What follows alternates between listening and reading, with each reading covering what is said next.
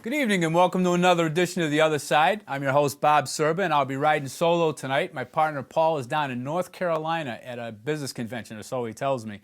Before we start the show, I want to say thanks to Kyle Gibbons last week for helping to man the board, and also to Aaron Keys, who's been kind of doing double duty with running the Footloose production and doing a really good job on that. And just a general shout out to Aaron for just running everything here at the studio. He's been doing a good job, and anything you see on YouTube is a direct result of Aaron and his crew. So we just want to say thank you to start off the show. My guest this evening is Jen Gosher. She is running for state representative, if you're not aware, and she's got a lot to say, so we should have a pretty good show tonight. You can call in at 508-885-7967 with any questions, and I would certainly urge you to do so. Jen's credentials is she has an MBA from Nichols College in 2001, a BA from Clark University in 1995, is a licensed Massachusetts construction supervisor, has a Class A CDL license, has a Class A license to carry firearms, was a Spencer Selectman from 2003 to 2006, member of the Fish and Game, and a member of the Village Toastmasters. So with that, I'm going to throw it over to you, Jen, and welcome to the show. Appreciate it, Bob. I'm running for state rep in the 5th Worcester District. I feel as though a lot of my freedoms are being encroached upon, and I think it's time for me to step up to the plate. There's two opponents of mine that will also be running. But I think that the difference between them and I is that I've been a consistent conservative throughout my many years of living in Spencer, 40-ish or so years. My record stands on its own, and I think it's important that limited government be considered, you know, as we move forward. And you know, I'm an old school, I guess, Republican in that I believe that government should be limited and control should be local. So that's, you know, overall, that's my stance. I believe in less taxation, less regulation. I'm going to say less immigration. I believe there needs to be some control with immigration.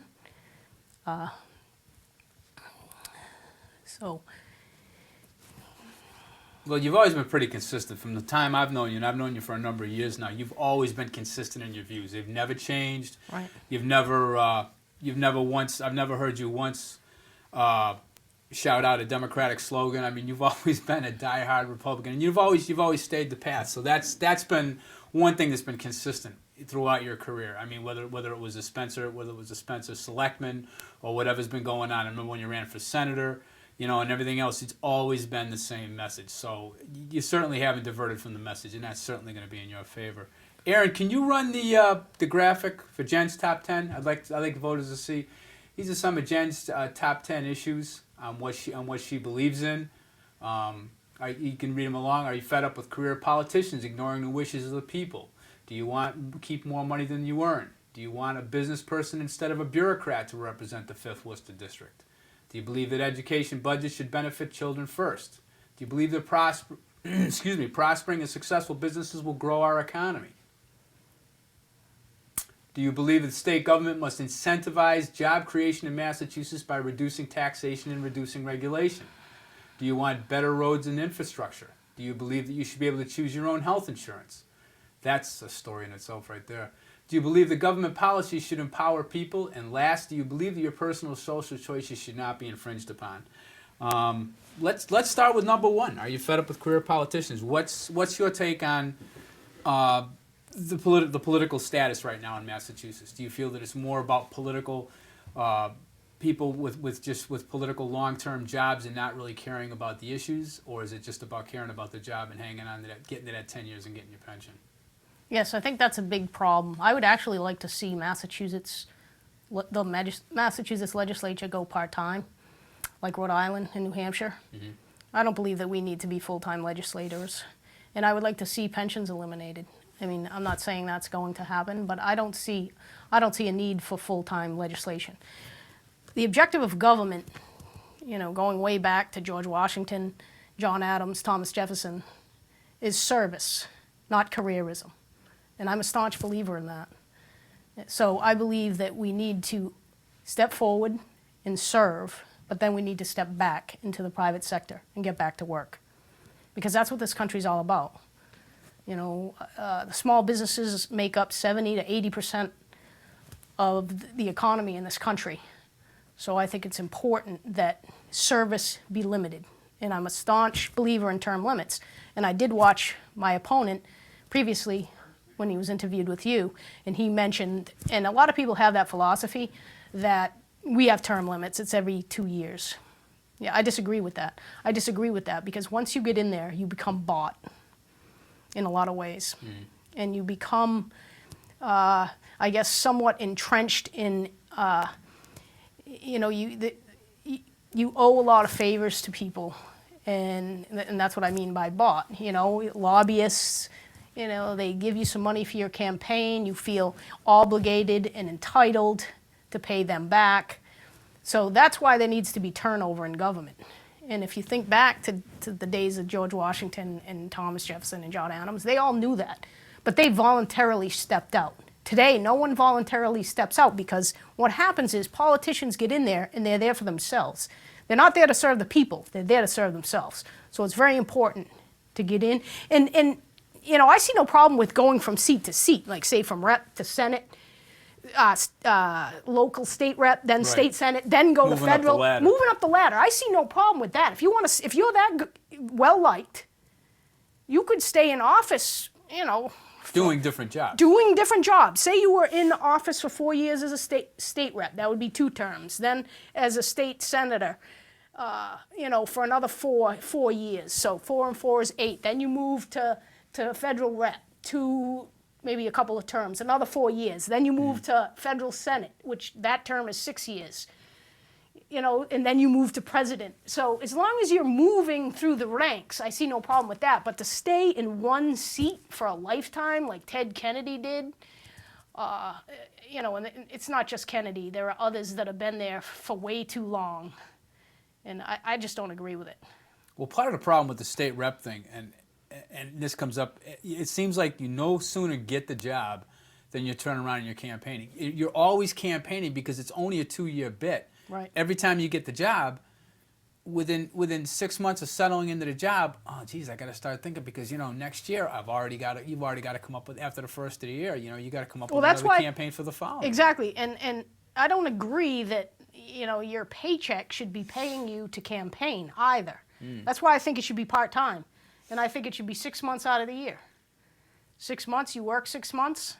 And you're off for 6 months, and you can only campaign. You should only be allowed to campaign during that 6 months that you're off. I mean, that's ideal. You know, that's idealistic. You know, whether it could ever happen, I don't know. And the terms for state rep and federal rep, yeah, they're only 2 years. So It's it is, kind of it's ridiculous. tight. It's tight. Well, make the terms 4 years. Because that You know? last year in any politician's life, whether you're a senator or you're a state rep Right. or you're a congressman, you're gearing up for, you know, and in some cases it's 18 months to 2 years out because you're constantly building that, you know, funneling Right. money into that campaign Right. and constantly raising money. But with a 2-year state rep, I never understood that because I'm like, you no sooner turn around and bang, there you are again. You're right back where you started from. You're out there hitting the bricks again, and you're right. You're basically being paid to campaign. Yeah. It's not like they have a busy schedule, though. They certainly don't. I mean, state reps don't have an incredibly busy schedule. Nor do the senators or congressmen, for that matter. No, as a matter of fact, the state reps and senators in Boston only voted. They only voted 63 days. They only had to raise their hands 63 days last year. 63 days. That's 2 months. They make pretty good money for working for 2 months. It's very good money. Imagine if it was part-time and we eliminated pensions. I think the attractiveness of the position would discourage a lot. The non-attractiveness of the position at that point would discourage people from running. Oh, without a doubt. I don't think there's any argument about that. Now, I know how you feel about this, but I want you to explain to the voters, how do you feel that being a business owner puts you in a better position than say, some of the people you're running against, which both of them are also business owners. Right. But how does that put you against the average citizen in terms of running your own business and being a better state rep? Yeah, my 2 opponents both work in the private sector, but one of the gentlemen on the other side is is in the public sector. We're all in the private sector. And what I do is I'm a field rep right now, and I'm all over the state of Massachusetts, and actually I've been all over New England. And I deal with small businesses every single day. That's what I do. I go in and I do like their property and liability inspections at their businesses. So I talk to small businesses all the time, and I was a small business owner myself. I owned a restaurant for 13 years. I have a landscaping business, and I have my property, commercial property inspection business. So I understand the burdens and the encroachment of government. And you know, this isn't the way it's supposed to be. Government is supposed to be small and stay out of people's business. The less government we have, the more freedom people and businesses have to create. And the more, you know, government grows and becomes more centrally controlling, the more they want to come in and control and grow, the less freedoms we have. And it's, you know, it discourages people from building businesses, growing businesses, creating businesses. I've talked to so many people, they refuse to have employees in the state because of the insurance regulations are out of control. I've talked to a lot of people who will just remain as just sole owners, no employees, just because of that. And a lot of shops, a lot of body shops, because of all the insurance regulations, and as far as, you know, what they can get paid for their work, there's too much government intrusion. And healthcare, you know, this whole healthcare fiasco is discouraging businesses all over the country. And in this state, it's affecting. Obamacare came in and encroached upon, what did we have? Romneycare? Romneycare. So it consumed Romneycare. That's what happened. It came in and it said Romneycare does not meet minimum qualifying standards. So now Romneycare isn't working, and like you and I were talking before, I lost my health insurance because it didn't meet minimum qualifying standards. That's shocked me when you told me that. I'm like, and I mean, I understand exactly what the situation is with you because a friend of mine's in the same predicament. He lost his insurance. So he was without insurance, needed insurance, had to go to the state, and ended up in the same predicament that you're in. And the woman says to him, why don't you enjoy the ride? Because it's probably going to be a long time. And that's what Jen's referring to. Guys, I can hear the feed in my earpiece.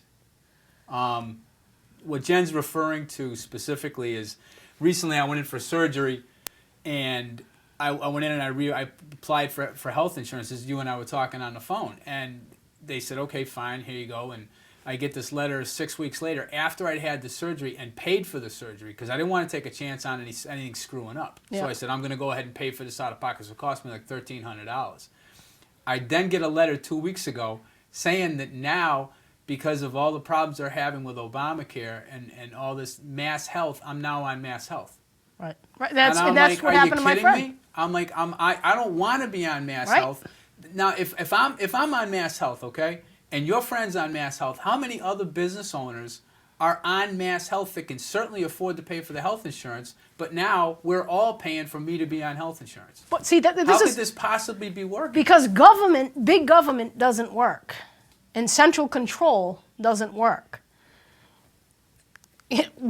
Insurance needs to be in the private sector and regulated by the private sector, and government needs to stay off the backs of insurance companies. The problem with insurance prior to this whole Obamacare mess was the insurance industry is overregulated. You know, the government tells the insurance companies what they can and cannot do. Why is the government telling private businesses what they can and cannot do?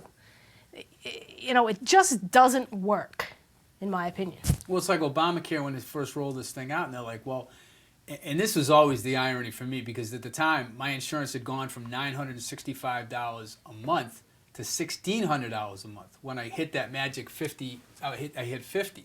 And now I jumped into another medical bracket, okay? They figure you're going to start having actuarial tables, you're going to have more problems, you're going to have more issues. So my insurance went up by 57%, and I'm like, I can't afford this. But and, you know, it's what do you and then they charge you. Oh, listen, we know you can't afford this, but if you can't carry health insurance, we're going to fine you. It's Right, like if I right, couldn't right. afford the health insurance, I got to choose between my health insurance and paying for my mortgage. It's kind of a no-brainer. But wouldn't it make more sense to open the market up to the insurance companies and let them compete? I mean, competition drives value up You and would think. costs down. So open the market up. Right now, it's all within state lines. Why not nationwide? Well, it's the same thing they did with health insurance, or not with health insurance, with car insurance for years. Right. As soon as they opened up the market to car insurance, I noticed my rates and everybody else started dropping. Right, and that's why can't they compete? Because the government, is over-regulating the industry, and they can't. In order to get prices down and value up, there needs to be competition, and the private market works. That's what this country is all about. I absolutely believe in the private market. I'm not anti-government. I believe we need government for some things, but not everything. Certainly not telling me what. I don't have any kids, but I have 3 nieces in the school system, and I don't need my nieces being told that what they can and cannot eat or drink in school. That's not the government's job. The government's good at it, though. They don't forget they also run the post office, Social Security, the welfare. So it's like Yeah, but they don't need to run my life. Well, they're not running any of these agencies real well, for that matter. It's like, come on. It's, that's my frustration as a business owner, is constantly being told, like we just went through this whole thing with the lead certificate law now. Right. Everybody has to have a lead certificate, whether or not, even if you're an electrician. Right, and I disagree with that. And let's not forget about all the contractors. The construction supervisor's license, of which I have, okay, the hydraulics license and the cranes license. I don't have a cranes license, but there's all kinds of other licenses out there, and everybody has to take these classes, 4 to 8 hours worth of classes. This is some new regulation. I would like to eliminate all of these license renewal requirement education credits. All it is about, building bigger government by, sending more money off to Boston. And we've survived many years without all of this, all of these classes and credits, and everybody's, struggling to get the classes in, and you got to pay $200 to take all these classes, and they're a joke. They're an absolute joke. Well, it is part of the reason when you're talking about healthcare and government intrusion in business owners' lives, and I'm only speaking strictly as a business owner, but that's the reason I work by myself now. I mean, for 16, this is my 26th year in business, and for 16 years I had a crew. I no longer have a crew because now I have to help them be able to carry the health insurance, and it's like, I understand. I'm a mom and pop operation, as many business owners are. Small. I'm a very small business owner. I would say 99% of the business owners that I deal with every day are under 10 employees. What are the biggest complaints you're hearing from other business owners? Because you're out in the community, you're talking to people. What's, obviously healthcare is obviously one of them. Healthcare is huge. That's probably number one, the number one intrusion. But just the body shops and the rates I'm hearing. How about immigration? I know in my business it's huge. Construction, it's like we're constantly battling other businesses that have illegals working for them. You can't compete with those numbers. Yeah, I do hear that here and there. As a matter of fact, I just heard it. I just did a taxi service today out in East Hampton, and the guy's got 9 taxis and 5 liveries. And that was his complaint was that, he's got all the licenses and all the insurance. He's operating 100% legal. He said, but he's dealing with people who aren't. He's dealing with, people coming into this country that can't speak English. They're starting these taxi businesses or these livery businesses, and they're operating on the fly. And absolutely, it's creating an issue. Well, a lot of this money's going out of state, too. It's going out of town. A lot of these guys that are getting paid, that money, they're not paying Social Security. They're not paying anything. They're not paying insurances. I mean, these guys are Well, no, they're not paying taxes.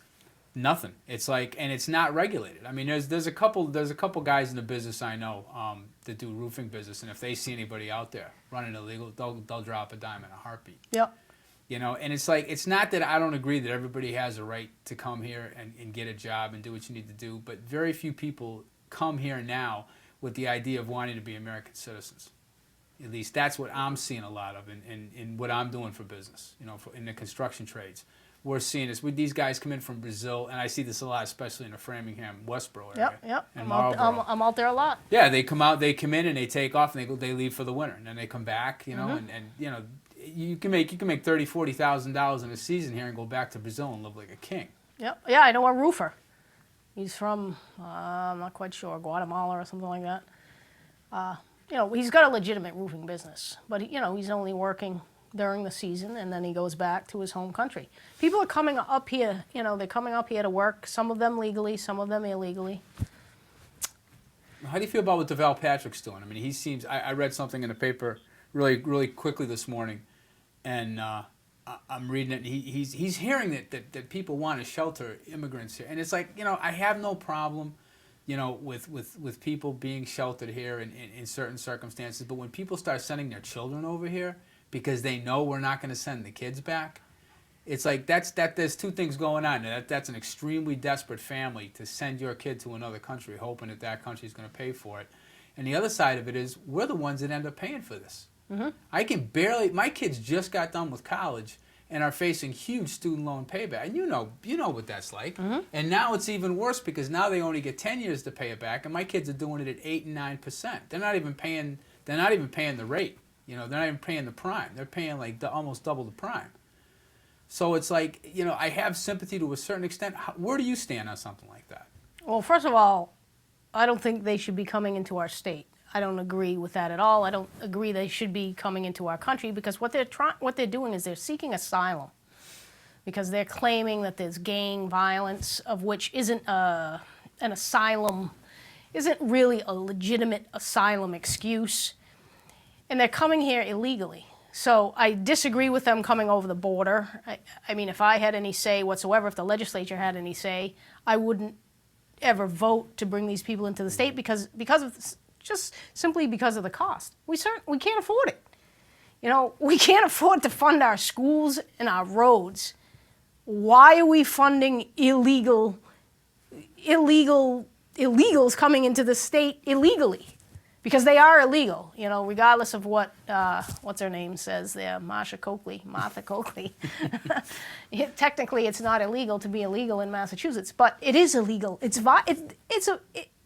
breaking the law.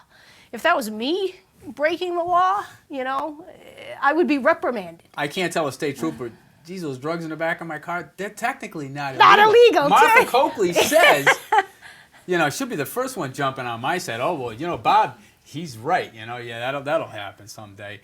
I mean, I know this isn't part of the purview of the state reps, but the fact that DeVal Patrick wants to bring them in here, no, I disagree. It's not that it's not, I'm all for helping people out, and that's all well and fine, but this country is $18 trillion in debt. I mean, that's on the federal level. Our state budget is right around $38 billion, and we don't have the money to be, taking care of all of these kids. And they're saying it's only going to take 30 days. Baloney, more like 30 years, more like a lifetime. And asylum, once they get asylum status, which I totally disagree with, because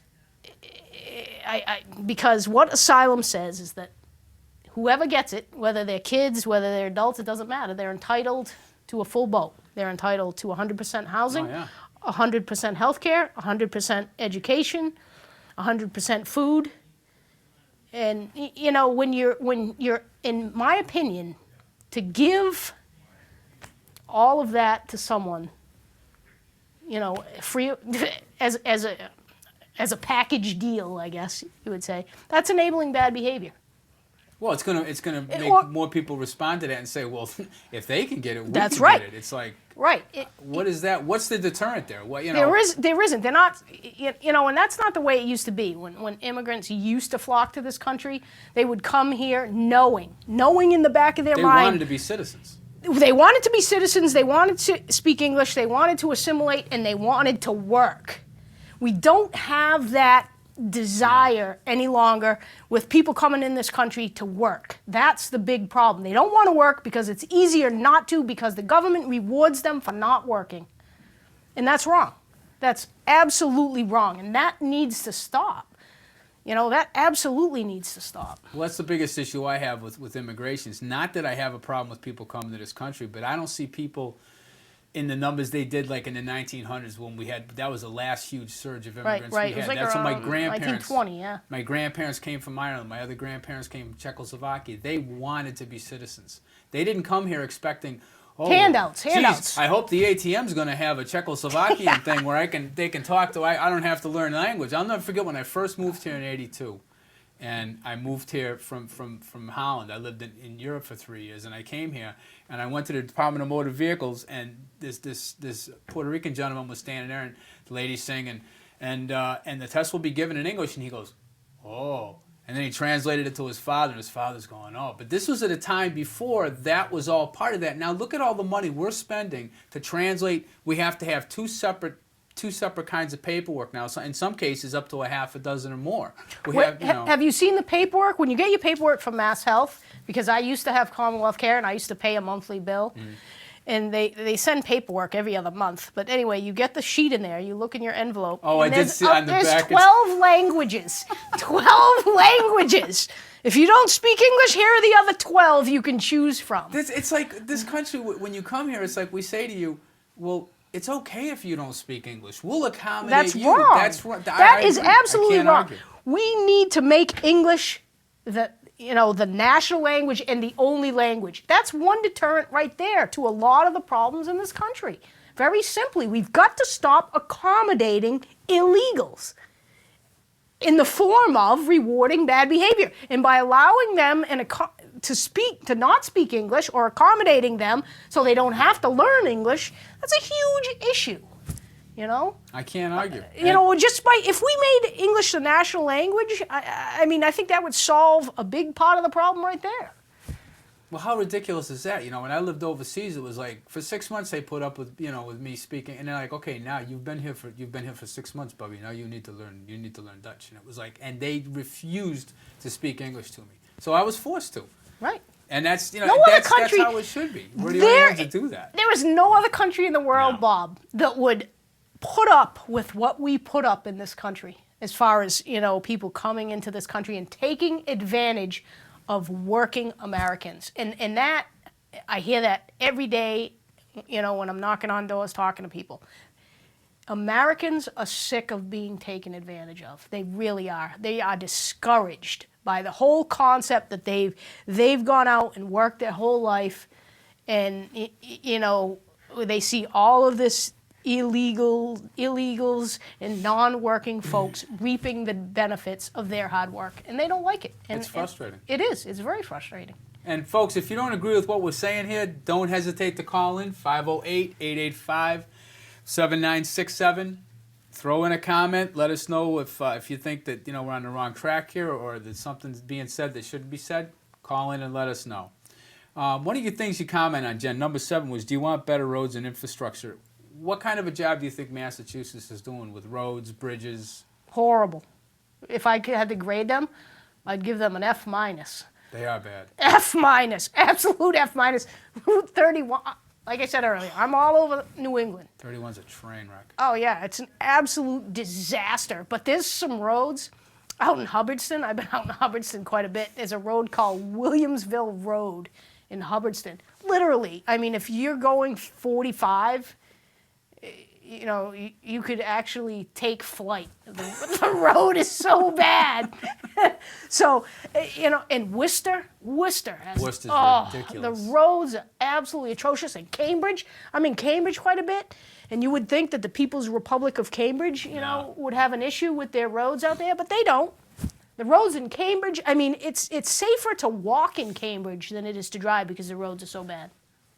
It's getting to the point where it's ridiculous. I see a lot of bridge work being done. I'm on the Mass Pike all the time. I'm constantly in Boston. Yep. And the Mass Pike is slowly going downhill quickly. Yep. Because there's no money allocated to roads. And what I did a while back was I printed the budget, the state budget in 2013.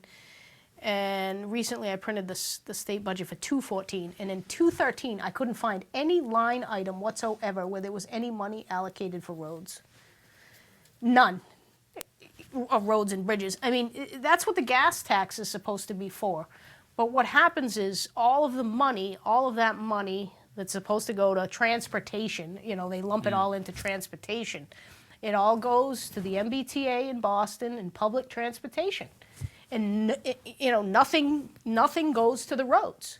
They don't want to fix any of the roads because we have someone in office right now who's totally trying to discourage the use of fossil fuels and doesn't want anybody driving. So therefore, why fix the roads? That's a whole other issue, though. Well, see, if you live, and we said this on the last show, if you live east of 495, you're the forgotten people. And God help you if you live in the Berkshires. You might as well be the Beverly Hillbillies out there because there's no advocacy for funds from the state. But there needs to be. Once you get out of that Boston hub. Right, you're absolutely right. But there needs to be, and that's what I talked about earlier. There needs to be turnover of the seats, turnover of the seats in Boston, not the same faces. Turnover. It would make a big difference if seats turned over, if people voted people out, if we had different faces. If I'm in the seat, I want to advocate for. Right now, 52% of the state budget goes to social services and health care. Where in the Constitution, if you read the Constitution, nowhere in the Constitution does it say that the government is supposed to be funding health care and social services. 52%, certainly not 52%. What I'd like to see, what would be nice, would be like 70, 75% coming back to the cities and towns for roads and schools.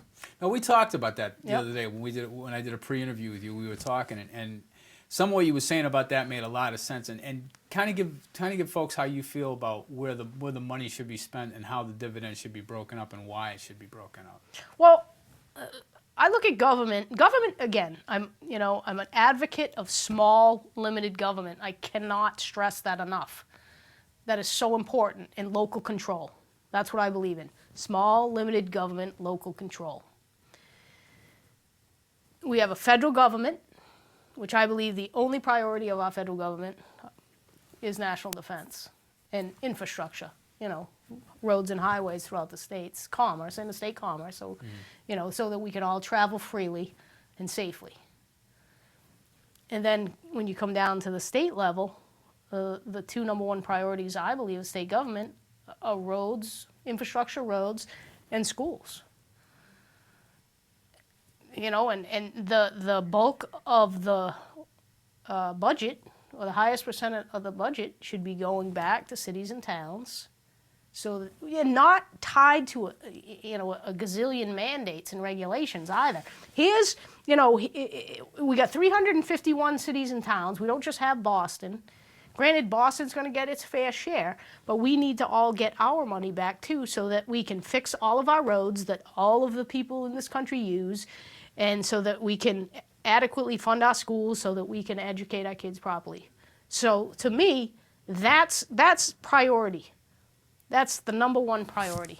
And that's why I say, whatever the numbers are, it shouldn't, even 52% back to the cities and towns, for schools and roads. Can you imagine how things would change if we reprioritized the funding for those two items?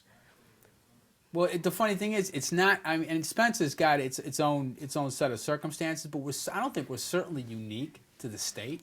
No, not at all. We looked at a road program. I think it was back in 2008. We were looking at about $8 million. We're now looking at $20 million 6 years later. What are you talking about? 31? We're talking about all the roads. When they talked about the original road bond, Greg, what was his name? Greg McNeil, I think it was, came up and he said. He said they came up with they went through the whole program and they went and inspected every single road in town. In just Spencer, you're talking about. Right, in Spencer. And they looked at all the roads and they said, okay, if we fix everything 100%, put it at perfect level, $8 million. Now here we are 6 years later. $8 million? That's cheap. Here we are 6 years later. It's $20 million, and that's how construction is. I mean, the price of everything goes up. I mean, it's just it's like everything else. But this is the boat we're in, and we're not like you just mentioned. You mentioned Worcester and all these other towns you're in. It's like we're not unusual. We're not atypical whatsoever. Oh no, not at all. All the cities and towns have problems with funding their school budgets, especially the regionalized districts. Every single regionalized district in this country, in the state, is having an issue because they're not getting the funding that they're supposed to be getting.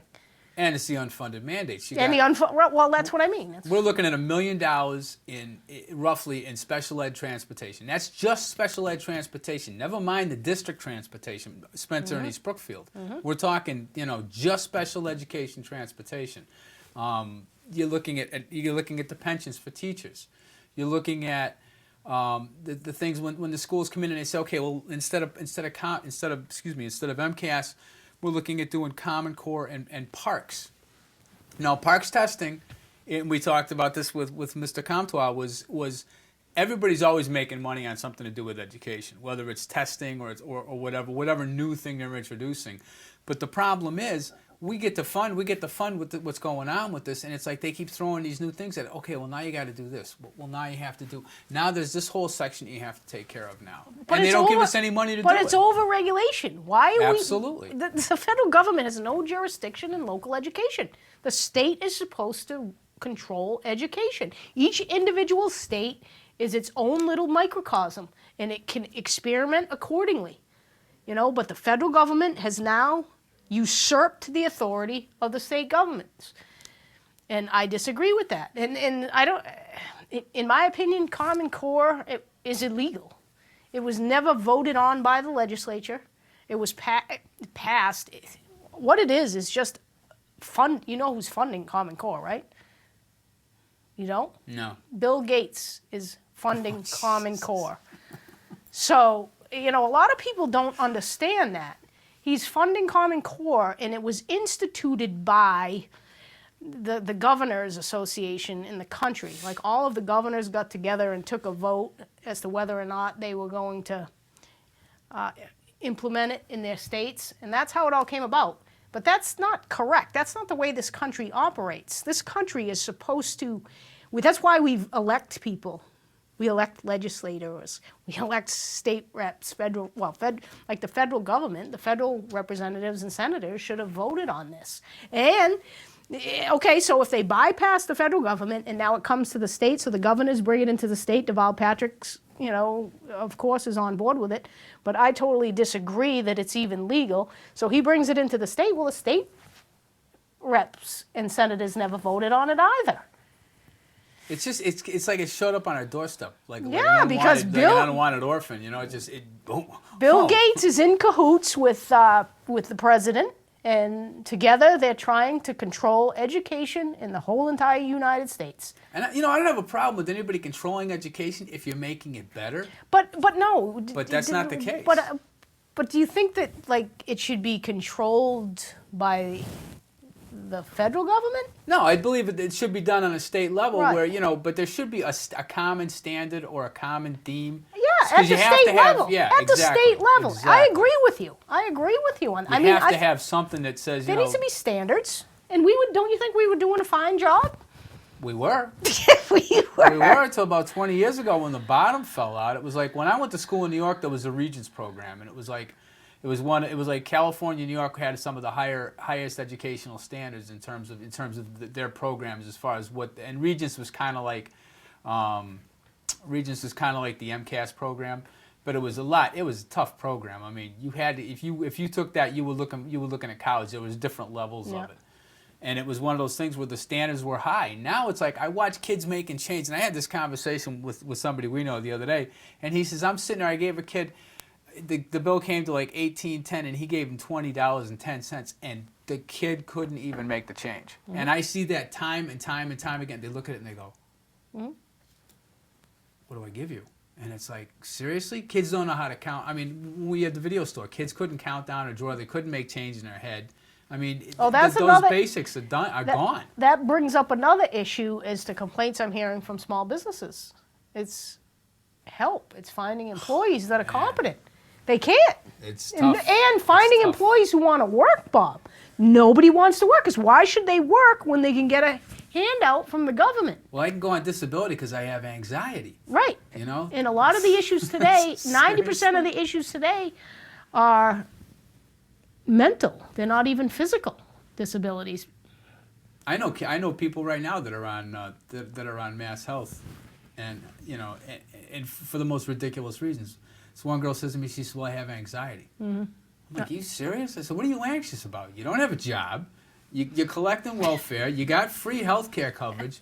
I got anxiety, you know. I'm feeling pretty anxious here watching you thinking, how can I get away with Right. this, you know? I have anxiety because I'm working hard for a living and so that you can, have a free ride. I don't really care for that much. It's amazing. I'm just, Yeah, it is amazing. And that's, and that's why I'm running, I guess. It's part of the reason because my freedoms every day, every single day are being encroached upon. Every time the government passes another law, they take away more and more of my freedoms. And I don't like that. I love freedom. I'm a patriot. I love my freedom. I love this country. And I don't like what's happening to this country. I absolutely do not like it. I'm watching it disintegrate before my eyes, and I'm just absolutely flabbergasted by it all. well, every generation. I know, my dad was a Korean War vet, and my stepfather was served with Patton, and they'd always say to me, this is during the Vietnam era. Oh, this country's going to hell in a handbag. And now I'm at that age now, and I'm looking at this, and I'm like, Jesus, if they saw this, they'd be rolling over in their grave. It's like the stuff that's going on, especially in the state. Massachusetts is the most liberal state I've ever lived in, and I was brought up by liberal parents, So when I came here, this was like, and I watched all that change, and I watched that, and just that whole exodus of common sense just leave this whole state. Mm-hmm. That's what we need to get back. We need to have a re-infiltration of common sense and service that benefits, the working people. We have to create jobs. So how do we create jobs? We lower taxation, we lower regulation. We make it easy for the market to operate. Government is supposed to serve and help the people, not inhibit their ability to grow and grow this country. I mean, the economy's been stagnant now for 8 years. And I mean, we can rehash all the reasons why. It's all the same reasons because, this whole Obamacare fiasco has just done a number on the entire economy. Well, I think it's taken people back, and I know last year our business dropped off more than I've ever seen it drop off in the entire time. And I've been through 2 recessions now. And this past winter was the toughest because I think people were going into the Obamacare thing, and it was like healthcare was changing. And I think people were there was a lot of trepidation. How is this going to affect me? How is this going to affect my wallet? Subsequently people's rates have started going up, which, and this isn't a Democrat or Republican thing. This is like let's find the common road. Let's find the common bond. And in government, there's no Tip O'Neill. There's no guy who can work both sides of the aisle. It's us and it's them. And it's like, as an independent, I look at that and I just shake my head and I go, why don't we just blow this up and start over? I would love to see parties go away. You talk about being unenrolled. I mean, I've always been unenrolled, and for the record, I want everybody to know that. I've always, when I was 18, I registered unenrolled, and only twice I ran against Steve Brewer back in 2004. Knowing that I wouldn't win, I didn't run against Steve back in 2004 because I thought I could win. I ran against Steve because I wanted the education and the experience, and that I got because I knew someday I might have the opportunity. So when I ran against Steve, I pulled a Republican ticket, and to run for this seat, I did pull an R ticket because I don't have an option. I can't run. I can't run as an unenrolled or an I. I can't run as an I. I can't run as a vowel. I have to run as a consonant. So I pulled the R. It's true. You can't. And I did it. I ran as an independent. You can't do it. You have to have a party affiliation, or people look at you. They go, well, you might have good ideas, but we can't take you seriously. You're not a Democrat or a Republican. Right. And I'm like, okay. And that doesn't make sense to me because I would love for us all to be able to just run straight ahead. No party affiliation. I'm running. I'm just not sure where to right now. Yeah, Now, where do you stand on town stuff? I know this is because the override's going back on the ballot. Well, one is. One is not the school over. The school override's been taken off the ballot. They got the money, and And we're good to go. What I want to know is what would have happened had we passed the override, and then they got the money. What would have happened? That would have been interesting. That would have been very interesting. You think the teachers would have had their hands in that?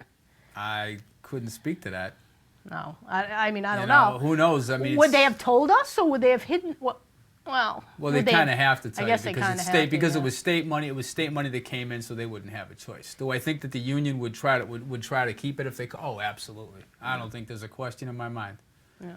Absolutely no doubt. But But the I override wonder- that's on now, I'm curious because it's I've been for this override, and you and I talked about this. I've been for this override, but I had to put myself in that position. What if I had voted against this and now it's going back on the ballot? And I'm like, well, how many bites of the apple do you get? Because that's how people feel about the school override when it came on again, and then it came on again.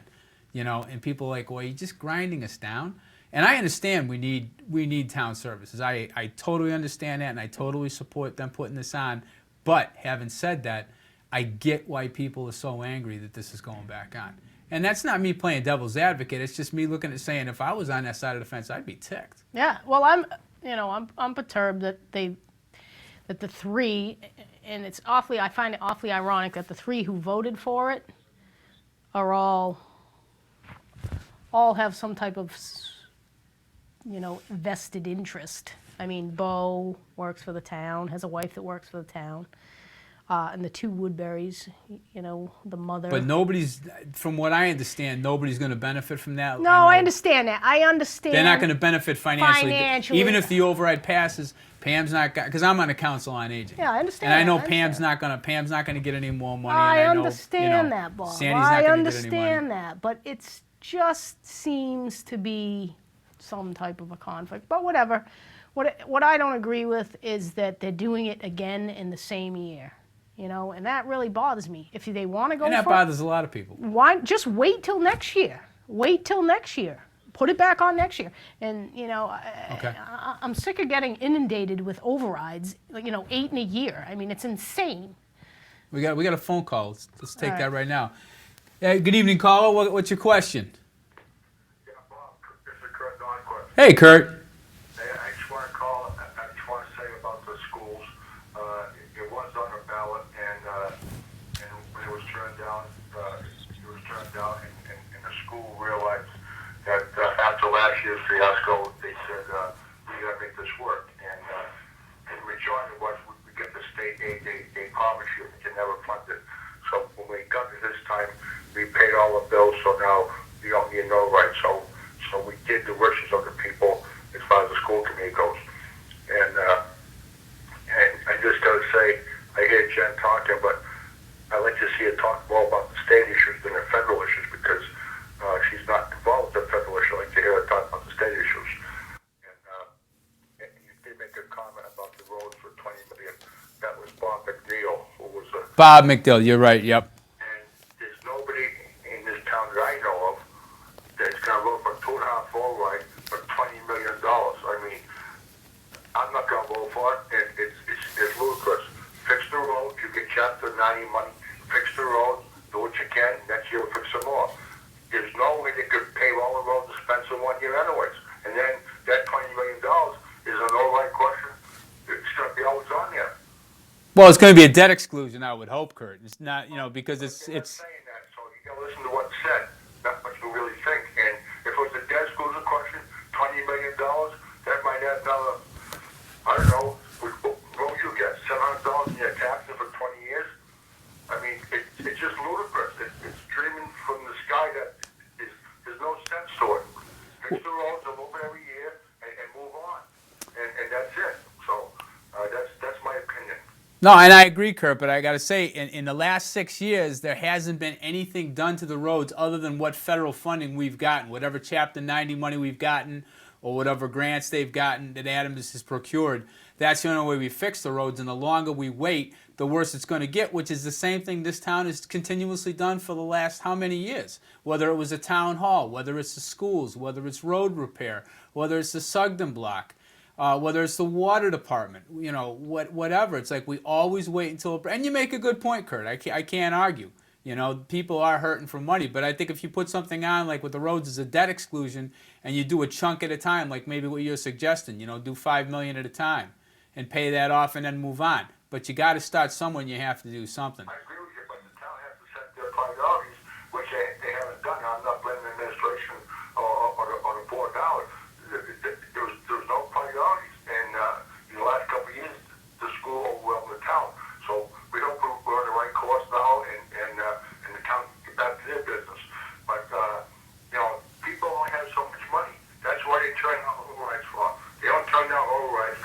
like you or like me, they turn over because they can't afford it. And the more you push them to overrides, they get mad about it, you know. So now we get the big one out of the way. So now it's the town, you know. Yep. You know, we'll see how it goes, you know. And I think it will pass, but you don't know to get the ballot box. I seen people on TV who's on the committees. I won't just say the names. Let's go back to 18 people. There was never 18 people. 40 years ago, the first company there was. It's been 10, 9, 10, 11. And then one individual gets up and says that you should go out and vote for these overrides. We need these monies. We need this money.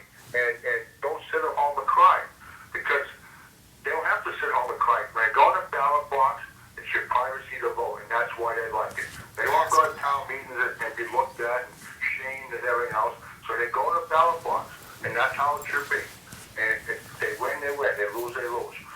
And some people who's pushing this don't even pay taxes.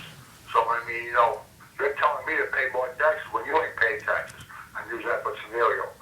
So it's just wrong. But when it comes, it comes. And if it's weak, if it's needed, the town's always kind of stepped up and voted for your rights. Well, Kurt, what would you like to see? What issue would you like to see Jen discuss that we haven't discussed tonight? What would you like to see? I'd like to see what you can do for Spencer and her territory. You know, Okay. You talk about roads, but you got in the federal, the highway bill, you know, what you can do to help the towns get some, well, more state aid. I mean, help the towns, help the people, like create jobs, you know, create companies like Mercury Wire. Flexicon's a real big company. Mercury Wire, you know, and help people, you know, it's a hard question to answer, but if you have something like Mercury Wire, or if you take the Ragsdale bill behind you and turn that into some small business where people come and work, and people will come and work, you know. And, but I'm not against it, I'm just saying, we've got to talk about the state of Massachusetts and not the federal government, you know. All right. Well, thanks, Kurt. I appreciate the call. Thank you. All right, so I'd just like to make a comment on that. Sure. Absolutely. So like I talked about earlier, you know, I think it's important to incentivize job creation in the state and in the country. And the way that you do that is you keep taxation and regulation to a minimum, and you don't burden the market, you know, with excessive taxation and excessive regulation, and you let the free market work. And it's hard, and it's a lot of what that has to do is, and it's not that state reps, and I said this when I ran, is state reps don't create jobs. That's kind of a. No, we don't create jobs, but we need to incentivize. You need to create the environment that That's allows correct. business to thrive. Incentivize within that. job creation. Exactly. Stay out of people's business. Let them create. You know, just for instance, like Wheelabrator. Okay, way back when, Wheelabrator companies like Wheelabrator aren't allowed. Well, in the state of Massachusetts anyway, companies like that can't grow or can't operate because it's illegal, because the government says that they can't. You know, and that's just a for instance. You know, why? I mean, trash is a huge issue in the entire country and in the state. You know, we need to find better ways to eliminate trash. More and greener ways to eliminate trash, but the regulations are so oppressive that, you know, people are discouraged to do it. So therefore, they don't create jobs, they don't create businesses because they're not incentivized to do so. All right. Well, we got about 5 minutes left. So I guess my question to you was, I want you to look at the voters and tell the voters why should we vote for Jen Gosha. I think it's very important to understand philosophy is different than the general public, or I guess not the general public, but I guess my opponents. Again, you know, I want to fall back to that I believe in small, limited government and local control. So it's all about philosophy. I believe the government needs to stay out of people's business. And the less that government intrudes on people's businesses and people's private lives, the more people will respond and create. I mean, people create when they're not, when they're not being oppressed. So it comes down to philosophy, and my philosophy is just different. It's different because I believe in the original philosophy of the American government, and I believe in the Constitution. And I think it's important to follow the Constitution. I think, Aaron, can you put up the last graphic we have for Jen for issues? These are some of the things that Jen finds that she believes in.